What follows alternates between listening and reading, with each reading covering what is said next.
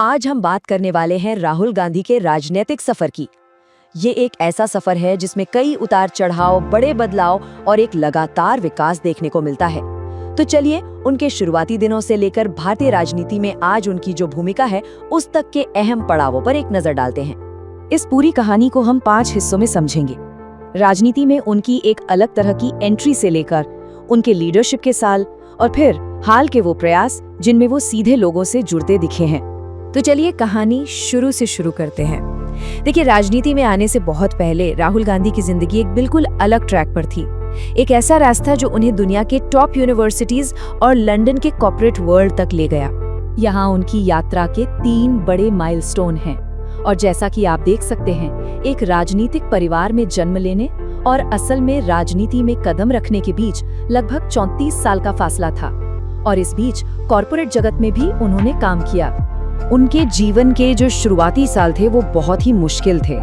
उनकी दादी और फिर उनके पिता दोनों की हत्याओं ने न सिर्फ देश को हिलाकर रख दिया बल्कि उनके लिए एक लगातार सुरक्षा चिंताओं वाला माहौल बना दिया, जिसका असर उनकी पढ़ाई पर भी पड़ा। उनकी पढ़ाई का रास्ता भी इन हालातों को दिखाता है।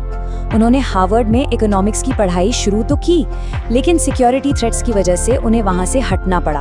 आखिरकार उन्होंने इंटरनेशनल रिलेशंस और डेवलपमेंट स्टडीज पर फोकस किया, जो शायद आने वाले कल का एक इशारा था। और हाँ, राजनीति में आने से पहले उन्होंने कुछ समय प्राइवेट सेक्टर में भी बिताया, लंदन में एक मैनेजमेंट कंसल्टेंट के तौर पर। ये एक ऐसा एक्सपीरियंस है जो कई पारंपरिक भारतीय राजनेताओं के प्रोफाइल में नहीं मिलता। और फिर कॉर्पोरेट लाइफ के बाद वो मोड़ आया जब उन्होंने राजनीति में कदम रखा। एक ऐसा कदम जिसने उनकी पब्लिक लाइफ की शुरुआत की और उन्हें सीधे कांग्रेस पार्टी के पावर सेंटर्स तक ले आया। साल था 2004, जब उन्होंने अमेठी सीट जीतकर आधिकारिक तौर पर अपनी राजनीतिक पारी की शुरुआत की। ये सीट काफी समय से उनके परिवार का गढ़ रही थी। ये बात काफी दिलचस्प है कि जब उनकी पार्टी यूपीए 10 साल तक सत्ता में थी, तब भी उन्होंने कोई मंत्री पद नहीं लिया। इसके बजाय उनका फोकस पार्टी के संगठन, खासकर यूथ विंग को मजबूत करने पर था और उन्होंने आरटीआई और मनरेगा जैसी बड़ी नीतियों का समर्थन किया। 2014 का चुनाव उनके राजनीतिक जीवन का एक बहुत बड़ा टर्निंग पॉइंट था। सत्ताधारी पार्टी के भीतर एक संगठन के नेता से वो अचानक राष्ट्रीय विपक्ष का मुख्य चेहरा बन गए। ये एक पूरी तरह से अलग भूमिका थी, जिसके लिए एक अलग अप्रोच की जरूरत थी। विपक्ष में इस नई भूमिका ने उन्हें सीधे लीडरशिप की पोजीशन में ला दिया।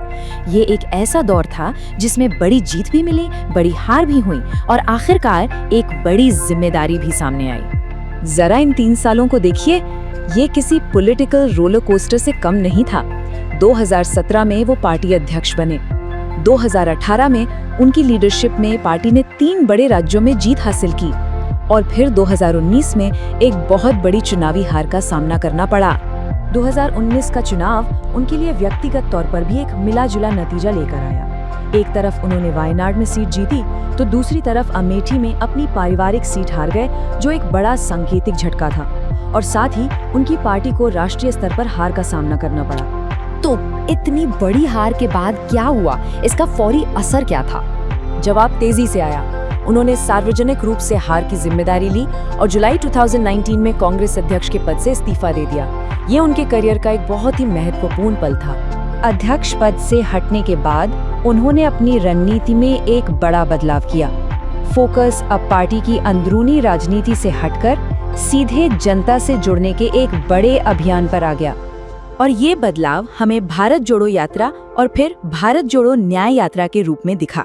ये सिर्फ मार्च नहीं थे, ये एक तरह से उनकी छवि को फिर से बनाने और देश भर के लोगों से जमीनी स्तर पर जुड़ने की एक 2 पार्ट स्ट्रैटेजी थी। तो इन सभी सालों और अनुभवों के जरिए भारत के लिए उनका विजन क्या बना है? चलिए उन मुख्य मुद्दों पर नजर डालते हैं जिन पर वो लगातार फोकस करते आए हैं। 4 मुख्य विषय हैं जो बार बार सामने आते हैं: बेरोजगारी और आर्थिक असमानता की चिंता, किसानों के अधिकारों की वकालत, संस्थागत पारदर्शिता की मांग और हाल ही में अपनी यात्राओं के जरिए लोगों से सीधा संपर्क साधने पर जोर देना। कुल मिलाकर भारत के लिए उनका जो घोषित विजन है वो इन बुनियादी स्तंभों पर टिका है: समावेशी विकास, एक मजबूत लोकतंत्र और साथ ही युवाओं, शिक्षा और आर्थिक समानता पर एक खास फोकस।